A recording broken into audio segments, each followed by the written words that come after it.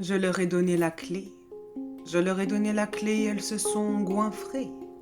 Les unes après les autres, elles se sont emparées de mon cœur, de mon âme, de ce que je cachais aux yeux des autres femmes. Moi que l'on croyait de marbre, moi dont on ne percevait que la couleur de la barbe, bleue, bleue comme la couleur de leurs yeux, bleue comme la moiteur de nos jeux, bleu des nuits d'ivresse, bleu des tendres caresses. J'aurais dû me douter qu'elles n'écoutaient pas lorsque je leur disais que la confiance est d'or. Elles n'avaient Dieu alors que pour mon or, oui, pour celui qui recouvrait chaque mur, qui illuminait chaque pièce de ma demeure à l'inconvenante luxure. Je les avais pourtant choisies pour leur jeunesse, mes femmes, mes poupées, mes splendides princesses, car je pensais qu'elles auraient obéi, ou mieux qu'elles auraient compris que je testerais leur loyauté et leur amour en leur confiant le trousseau de mon château et de mes tours.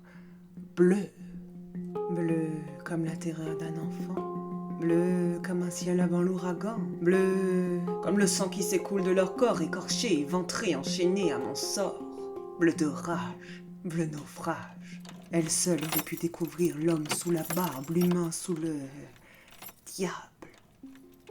Car ouvrir mon cœur, j'en suis bien incapable. Un loup assoiffé de sang, un loup aveuglé d'orgueil, dénué de sentiments. Voilà ce que je suis vraiment.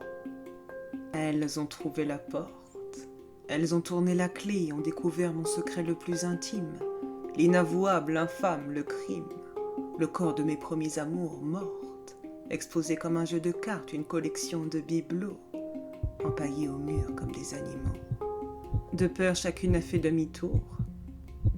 Et le battement de leur cœur, le bruit de leur sueur qui coule, goutte, glisse sur leur poitrine, a réveillé chez moi l'envie de leur écorcher l'échine. Bleu comme la couleur de leur peau, bleu comme la lame de mon couteau, bleu marine, bleu divine, bleu sanguine. Les années passent et se succèdent sans que personne ne leur vienne en aide. Mes princesses s'amoncellent dans l'entre-noir de mes tourelles. Assis dans mon fauteuil de daim, j'attends la prochaine à venir, celle qui osera me conquérir. Je lui confierai à nouveau la clé en espérant ou en craignant que la curiosité la pousse au pire. En attendant, je me déguise, je soupire. Je teinte ma barbe en noir pour célébrer le deuil de mes femmes. Je ferme le soupirail où est enterré mon âme et je lave mon grand trousseau de clés qui restera immaculé jusqu'au moment, jusqu'à l'instant, jusqu'à la prochaine. Oui, mais jusqu'à quand ?